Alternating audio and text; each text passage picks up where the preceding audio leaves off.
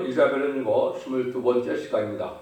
오늘 이사 23장을 통하여 두루의 무역이 무효함에 대해서, 무역이 번성함에 대해서 변론해 보도록 하겠습니다. 본정은 21장과 22장에서 아무리 징계를 주고 교훈을 하며 환난이 온다고 경고를 하지만 하나님의 사명에는 관심이 없는데, 국제무역이 번성하여 부를 축적하였지만 진노의 날에는 아무 소용이 얻게 된다는 것입니다. 우리나라가 결국은 무역 대국이 되어서 이제 검문말 시대에 우리 무역이 많이 발달해서 부자가 되겠지만은 환난과 재난에는 그 무역해서 부자된 자들이 구원에는 별 소용이 없다, 이런 말씀입니다. 그래서 4대 병마 중 이제는 검문말 시대가 본격적으로 올 것을 말씀하셨죠. 이것은 이제 2차 세계대전 후에 결국은 한국에서는 6.25 동란 후에 박정희 정권이 들어서면서 본격적인 경제개발을 함으로 이제 무역 변성 시대, 그렇지 않으면은 이제 건물만 시대라 이제는 아주 자본주의가 발달하는 때로 볼 수가 있는 것이죠. 그래서 우리나라는 사명국가를 세우셨는데 하나님의 사명에는 별 관심이 없어서 결국은 6.25 동란의 징계를 받고 또 심판의 혼란을 받게 되는데, 하나님께서는 이런 기독교를 발전시키고 사명을 감당하게 하셔서 하나님께서는 우리나라를 축복하심으로 이제는 물질이 발달하고 과학이 발달하여 전 세계적인 전선전 만에 선제국가의 사명을 감당할 수 있는 그런 나라로 성장시켰다. 이렇게 보시면 하나님 이제 그 섭리를 알게 된다, 이렇게 볼 수 있는 것이죠. 그래서 이 시대 이제 마지막 이제 환난과 재난 아래 임박한 때는 우리가 청황말 시대가 와서 결국은 정권과 음녀 교권, 불의한 정권과 교권이 이제는 지배하는 그런 시대가 됐었는데요. 한국에서는 특별히 김대중 정권과 노무현 정권과 문재인 정권은 바로 영국 협상 시대로서 청황말 시대라 이렇게 볼 수 있는 것이죠. 그래서 심판의 환난이 가까운 때다, 이렇게 보시는 것이 성경적으로 하나님이 우리나라를 통하여 하시고자 하는 뜻에서 선진국가를 이룰 때가 돼서 이 시대에 도래하게 됐다, 이렇게 볼 수가 있는 겁니다. 1절에서 3절입니다. 두루에 관한 경우라, 다시스의 선척들아, 너희는 슬피 부르짖을지어다. 두루가 방무하여 집이 없고 들어갈 곳도 없으니 이 소식이 깃든 땅에서부터 그들에게 전파되었습니다. 바다의 왕래는 시돈 창고로 말미암아 부여하게 된 너희 해변 과민들아, 잠잠하라. 시올의 곡식 곧 나일의 수출을 큰 물로 수원하여 드렸으니 열국의 시장이 되었도다. 이때 당시에는 이제 지중해를 중심으로 두루의 항구가 동양과 서양을 왕래하는 국제적인 시장이었던 시절이죠. 이것이 이제 현재로 와서는 이제 인천항해나 부산항해나 세계 아주 국제 큰 무역하게 되었죠. 이런 시대가 온 것도 하나님이 이제는 공연히 그렇게 된 것이 아니고 인간 종말쯤 되면 이런 일이 있을 것을 말씀하신 것이다, 이렇게 볼 수 있는 겁니다. 그래서 결국 무역이 발달해서 부유하게 되지만 이러한 국제적인 항구가 돼서 많은 돈을 버는 그런 무역 항구가 된다, 이거를 이제 말씀하신 것이죠. 그래서 이것은 이제 많은 성경에 보면 이게 계시록 18장에도 보면 많은 상고들이 이제 무역업자지요. 많은 물건을 가지고 이제는 무역을 하다가 그걸 하루아침에 1시간에 세상을 불타는 걸 보고 통곡하게 된다, 이렇게 말씀을 했죠. 이것이 나중에 이제 결국은 아마겟돈 때까지 가다 보면 이 물질이 발달해서 아주 큰 부를 축적하는 이런 국제적인 도시였지만 멸망의 날에는 애국하고 통곡할 수밖에 없는 때가 불안간에 오게 된다, 이 말입니다. 그 세상이 불타는 데는 1시간밖에는 걸리지 않는다는 것이죠. 그것이 이제 마지막 아마겟돈 때는 핵무기가 터져서 결국 세상을 불살려버리고 하나님과 재창조하여 에덴을 회복시키는 것이 하나님의 방법인 걸 우리가 알 수가 있다, 이 말입니다. 그런 일들을 많이 말씀하시고 스바냐 1장 18절에도 보면 그들의 은과 금이 여호와의 분노 날에 등이 그들을 건지지 못할 것이며 이 온 땅이 여호와의 질투에 불에 삼키리니 이는 여호와가 그 땅 모든 고민을 멸절해 놀랍게 멸절할 것이니라. 이랬죠. 은과금은 말은 하지만은 멸절할 때는 놀랍게 멸절한다. 멸절이 전멸당한다는 것이죠.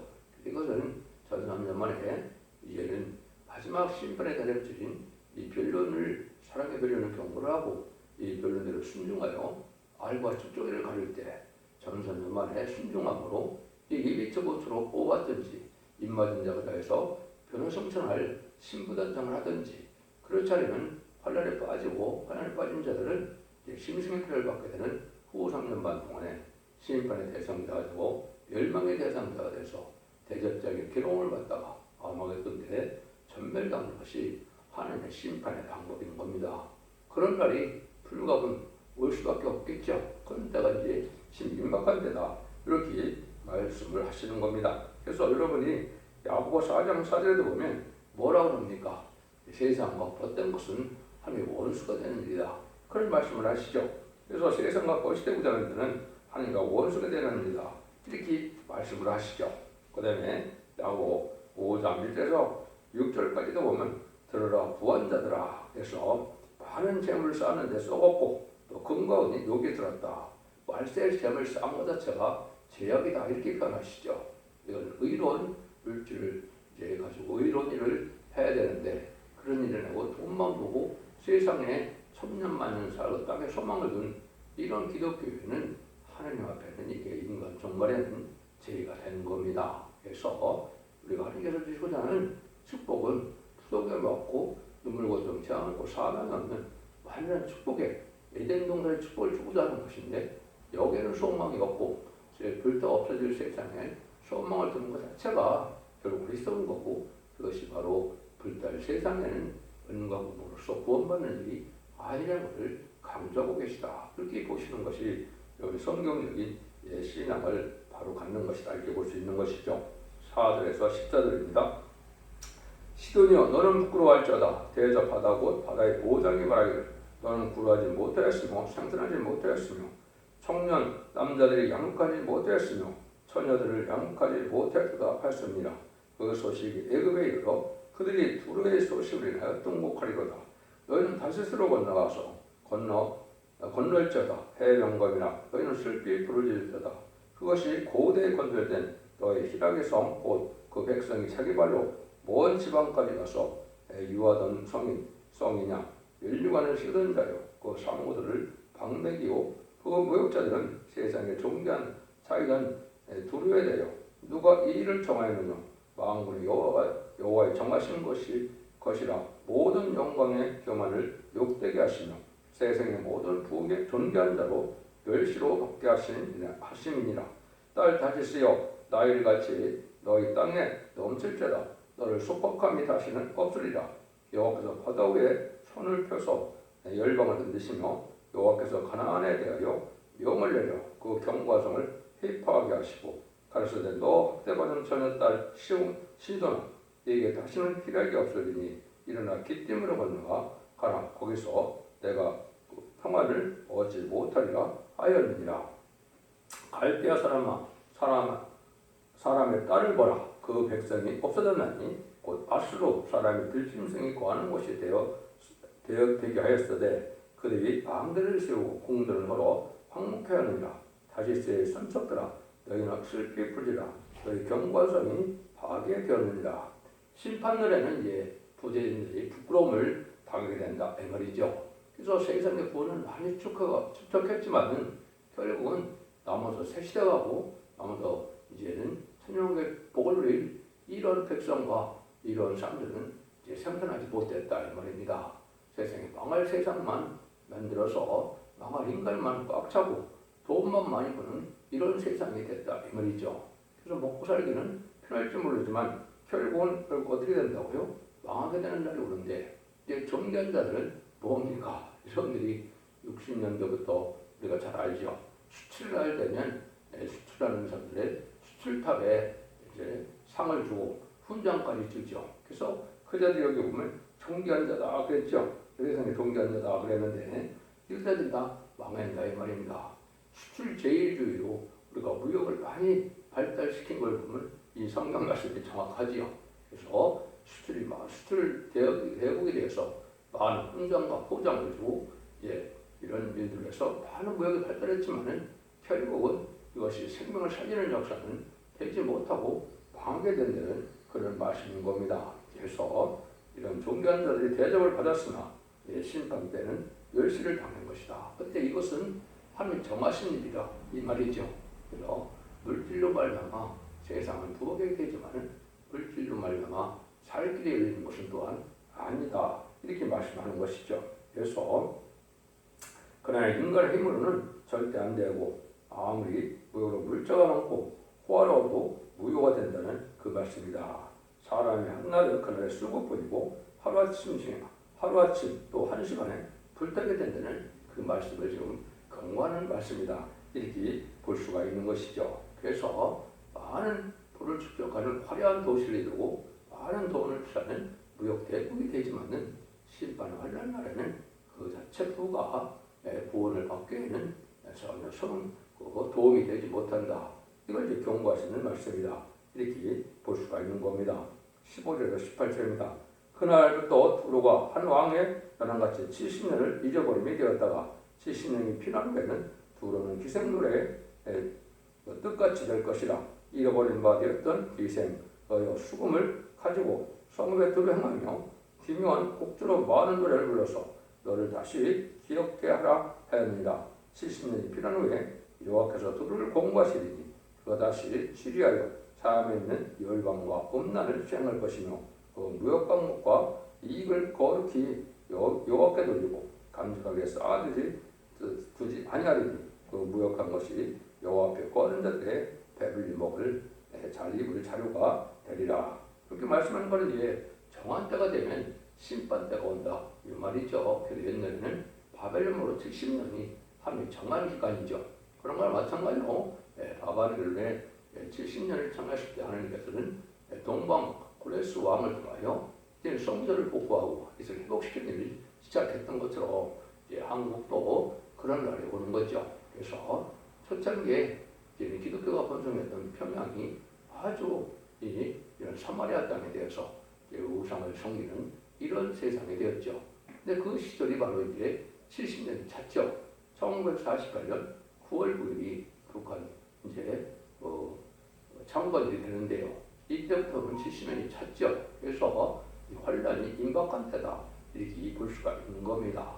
그래서 이런 일들이 이루어질 때 결국은 다 이제 망하게 된 것을 말씀하는 것이죠. 그래서 많은 것을 쌓아두었지만 70년이 찬 후에는 새로운 하나님의 이제 역사를 통해서 새로운 시대를 이룰 때 그들은 망할 수밖에 없다는 것입니다. 그래서 그것은 다 무슨 의미만 있느냐? 이제는 많은 무역하다가 남은 쌓아놓은 이 제국의 상품들이 결국은 환란 후에 남은 중 반백석이 필요한 물질이 된다 이 말이죠. 그걸 불고 그거를 이제 쌓아놓은 사람들은 자기들이 먹고 마시지 못하고 멸망을 당하게 되고 많은 무역의 상품들은 오히려 하나님의 구원을 받은 자들이 잠시 동안 쓰임받을 이제 먹고 입을 재료가 된다 이 말입니다. 참 놀라운 일이죠. 이런 일들이 이제 그런 거 안에 심판의 환란이 오면 이런 날이 왔다 이렇게 볼 수가 있는 겁니다. 그래서 이런 것들이 이제 하나님 앞에 예제된 걸 다 대접을 이루어서 그것이 고린도서 3장 21절 23절에 보면 이렇게 말씀을 했죠. 사도 바울께서는 그런즉 누구든지 사람을 자랑하지 말라. 만물이 다 너희 것이며 바울이나 아볼로나 게바나 세계나 생명이나 사망이나 지금 것이나 장래 것이나 다 너희의 것이요 너희는 그리스도의 것이요 그리스도는 하나님의 것이라 이렇게 변했죠. 그러니까 아무리 부를 많이 축적하는 이런 세상에 왔어도 그 부를 끌고 많은 부를 축적한 물건을 발사하는 것은 그 사람들의 것이 아니다 이 말이죠. 결국은 하나님의 백성의 것이고 하나님의 것이고 그리스도의 것이다 이렇게 말씀하시죠. 그래서 세상을 주관하는 하나님께서는 인간 정말이 되어서 남은 백성에게 에덴 동산을 복귀셔서 다시 눈물 고통 재앙이 없고 부족이 없고 상함이 없는 또 해함이 없는 이런 시대를 이루게 되는데 그 시대에 물질을 잠시 동안 쓰임받게 된다 이 말입니다. 너무나 정확히 말씀하신 것이죠. 이런 날이 이제 신이 임박한 때다 이렇게 보시면 됩니다. 오늘 이제 한국을 중심으로 해온 것이지만 세계적으로도 마찬가지죠. 3차 세계전에도 마찬가지로 세상 부경화가 다 성립게 돼서 3분의 1이 죽게 되어 있다. 계시록 9장 10절 15절에 그렇게 예언이 되어 있죠. 그 이후에는 또 아마겟돈 때 더 나머지 세상은 완전히 망하는 것이죠. 공산당이 망하고 이제 악인과 죄인이 완전히 멸절하는 것이 아마겟돈인데 그때는 이제 세상 자체가 한신을 불태워서 하나님께서는 재창조하여 이등을 회복시키는 일로 새 시대가 이루어지는 것이지 이 세상에 부교를 이룬 이 땅과 부가 그대로 이제 이루어지는 것이 아니다. 우리가 볼 수가 있고 그것은 결국은 심승이 걸 처소가 된다. 이렇게 말씀하시죠. 많은 죄악된 세상들이 이제는 심승의 처소가 되고 새로운 땅과 새로운 육지를 통해서 하나님이 아주 이제 수축된 에덴 동산을 회복시켜주는 것이 하나님의 방법인 것이죠. 그런 날들이 이제 임박한 시점이 있어서 마지막 전선장 만에 들어갈 날이 임박한 때다. 이렇게 보시면 정확히 여러분이 깨달은 것이 되는 것이죠. 이런 일들이 이제 우연이 되는 것이 아니라 성경적으로 보면 다 이런 예언된 일이 다 이루어지는 것이죠. 그래서 본격적인 계시록 시대는 첫째 나팔부터 넷째 나팔까지 여러분은 이제 공산당이 때에 등장한 것이 심판기인데 1917년 볼셰비크 혁명 이후로 하나님께서는 인간 정말의 심판경을 알려준 것이고 1975년 4월 30일 베트남 전쟁이 끝남으로 전제가 4분의 1이 공산화된 것이 한 예정된 이혼이 성취되는 일이다. 이름으로 말미암아 이제 새로운 인간 종말의 역사 또 기독교 종말의 역사가 진행돼서 이제는 잠시 잠깐 무역이 발달해서 잘 먹고 잘 살지만은 이제 청황라 시대가 다시 오므로 이제 용공협상, 친북, 친공산당 이런 세상이 되어서 잠시 잠깐 낙을 누리다가 결국은 심판을 맞아서 멸망할 수밖에 없다는 것이 하나님의 정한 때다. 이렇게 볼 수 있는 것이죠. 4대 병마가 나오면 인간 종말인데 4대 병마인데 붉은 말은 1917년 볼셰비크 혁명으로 이때 공산당이 났다는 것이지만 스가랴 1장 8절과 스가랴 6장 2절에는 홍마가 먼저 등장하죠. 그 홍마는 1966년에서 1970년에 대통령이 문화 대혁명을 일으킬 때 그 학생들이 홍위병이라고 했죠. 그것이 바로 홍마입니다. 그래서 이제 20세기 후반에 인간 종말 역사가 진행돼서 결국은 무역의 발달의 시대가 잠시 오고 또 협상 시대가 잠시 오면서 물질을 많이 발달하지만 결국은 심판을 맞이해서 둘 다 없어지고 새로운 시대가 올 걸 말씀하는 건데 그것이 이제 24장부터 이제 인간 종말의 역사가 어떻게 불타고 어떻게 이제 살아나는 역사가 나오느냐 이걸 이제 말씀하신 것이 이 이사야 성경을 통하여 하나님께서 하시는 말씀이며 그런 일이 돼서 이제 결국은 천년 왕국이 일단 이루어지는 걸로 끝을 맺는 것이 이사야 66장의 이제 말씀인 것이죠. 여러분들이 모든 일이 진리 앞에 이렇게 대전의 일들 속에서 하나님의 섭리가 이루어지는 이때 이 하나님 앞에 이제는 복을 받고 하나님께서 이룬 일은 이 시대 왕국권들에 동참해서 다시 이제는 하나님께서 세상을 심판하고 이den들을 회복시키는 것은 석대기의 사명이며 원절변의 역사가 있는 원절변을 하는 마지막 사역자가 나와서 이 시대의 사랑의 방주, 은혜 방주, 본의 방주의 사명을 감당케 하므로 남은 종 남은 백성으로 이제는 새 시대를 이룬 것이 하나님의 정한 뜻인 것을 잘 분별하시고 기독교 2000년의 역사가 영원으로 끝을 맺는 것이 아니고 원죄자분도 해결받아서 이제는 가족적인 축복으로 자손 만대의 축복을 누리게 돼서 이런 놈의 축복을 누리는 것이 모든 예언서기 시대의 종말적인 구원의라는 여러분이 잘 명심하시고 진리 앞에 순종함으로 자손 만대의 축복을 누리는 복된 종들과 성도님들이 다 되시기를 예수님으로 간절히 축원드립니다. 아멘.